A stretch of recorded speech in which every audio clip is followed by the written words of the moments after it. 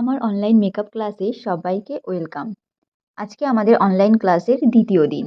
তো আজকে আমরা আমাদের এই অনলাইন ক্লাসে জানবো স্কিন প্রিপারেশন কিভাবে করতে হয়। যেকোনো মেকআপ করার আগে আমরা যেই ফেসটার উপর কাজ করব, সেই ফেসটা খুব ভালোভাবে ক্লিন করে নিতে হবে। তো দেখো এখানে ক্লিন আমরা ২ রকমভাবে করতে পারি। তো একটা হচ্ছে ক্রিম বেস মানে কোনো ক্লিনজার মিল্ক দিয়ে আমরা সেই ফেসটাকে ক্লিন করতে পারি। আবার আমরা জেল বেস মানে কোনো ফ্রেশ ওয়াশ দিয়েও কিন্তু আমরা সেই ফেসটা ক্লিন করতে পারি। তো দেখো এখানে আমি ২ টো কোম্পানির নাম দিয়ে দিয়েছি, লোটাস এবং ভিএলসিসি। তোমরা চাইলে তোমাদের যেকোনো পছন্দের কোম্পানিও ইউজ করতে পারো। তো দেখো এখানে ক্লিনজার মিল্কেও আমি কিন্তু ২ টো কোম্পানির নাম দিয়েছি। একটা হচ্ছে লোটাস এবং সিটাফিল। তো তোমরা একটা জিনিস মাথায় রাখবে, যেই কোম্পানি ইউজ করো না কেন সেটা যেন প্রফেশনাল হয়। তোমরা তোমাদের পছন্দের যেকোনো একটা প্রোডাক্ট তোমরা কিনে কাজ করতে পারো। তো নেক্সট আমরা চলে যাব ময়েশ্চারাইজারে। দেখো ময়েশ্চারাইজার আমরা ইউজ করব ২ টো সিজন অনুযায়ী। দেখবে ২ টো সিজনে আমাদের স্কিন কিন্তু ২ রকমের হয়ে যায়। তো আমরা সেই অনুযায়ী আমরা ২ টো সিজনে ২ রকমের ময়েশ্চারাইজার ইউজ করতে হবে। দেখো সামারে আমাদের ইউজ করতে হবে জেল বেস ময়েশ্চারাইজার। কেন আমরা জেল বেস ইউজ করব? কারণ এই সামারে দেখবে লক্ষ্য করে আমাদের স্কিনে কিন্তু অনেক সোয়েট হয় এবং অনেক অয়েল বের হয় আমাদের স্কিন থেকে। এই সোয়েট এবং এই অয়েল দুটোকেই কন্ট্রোল করতে পারে এরকম কোনো ময়েশ্চারাইজার কিন্তু আমাদের ইউজ করতে হবে। উইন্টার, উইন্টার সিজনে আমরা ইউজ করব ক্রিম বেস ময়েশ্চারাইজার, যেটা আমাদের স্কিনকে ময়েশ্চারাইজিং করবে। তো এখানে দেখো আমি ২ টো কোম্পানি নাম দিয়েছি, একটা হচ্ছে নিভিয়া এবং রিকর্ড। তো তোমরা নিভিয়া এবং রিকর্ডের এই জেল বেস ময়েশ্চারাইজার কিন্তু ইউজ করতে পারো। তোমরা চাইলে তোমাদের পছন্দের যেকোনো কোম্পানিও ইউজ করতে পারো। অনেকেই ভাববে একটা ময়েশ্চারাইজার কেন ২ টো সিজনে ইউজ করা যাবে না?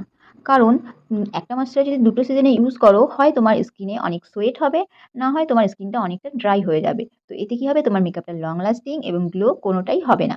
তাই আমাদের সিজন অনুযায়ী কিন্তু ময়েশ্চারাইজার ইউজ করতে হবে। নেক্সট আমরা চলে যাব প্রাইমারে। দেখো এর আগে আমরা কাজ করেছি কিন্তু সিজন অনুযায়ী। প্রাইমারের ক্ষেত্রে কিন্তু আমরা কাজ করব স্কিন অনুযায়ী। তো প্রথমেই আমাদের জানতে হবে স্কিন ক প্রকার এবং কোন স্কিনে আমরা কোন প্রাইমার ইউজ করব। তো দেখো এখানে স্কিন কিন্তু রয়েছে আমাদের ৫ রকমের: dry skin, oily skin, normal skin, combination skin এবং সেনসিটিভ স্কিন। তো এই প্রত্যেকটা স্কিনে তুমি যদি প্রাইমার সঠিক ইউজ না করো, তোমার মেকআপ কিন্তু গ্লোয়িং হবে না এবং লাস্টিং করবে না। নর্মাল স্কিন ভীষণ ভালো একটা স্কিন।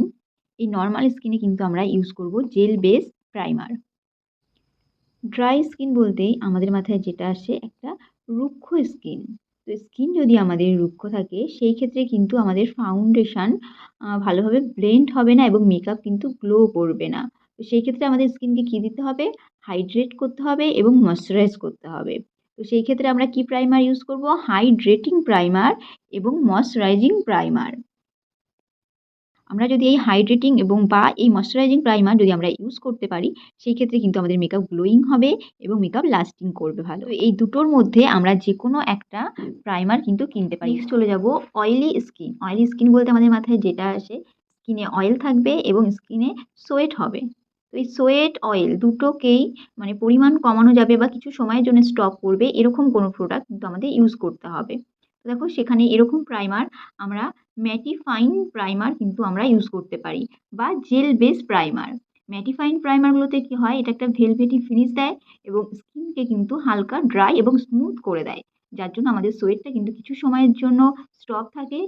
বা যাদের খুব সোয়েট হয় তাদের কি হয়? অল্প পরিমাণে বেরোয়, তো সেটা খুব একটা মেকআপের উপরে এফেক্ট ফেলে না। তো দেখো তারপরে এখানে কি আছে? Jail base. জেল বেস প্রাইমারগুলোতে কি হয়? এটার মধ্যে প্রচুর পরিমাণে ওয়াটার থাকে, যেটা আমাদের স্কিনটাকে মানে সোয়েটের থেকে কিছু সময়ের জন্য হলেও মানে মুক্ত রাখে। Sensitive skin. সেনসিটিভ স্কিন আমরা কিভাবে বুঝবো? দেখবে স্কিনে ব্রণ থাকবে, ওপেন পোরস থাকবে।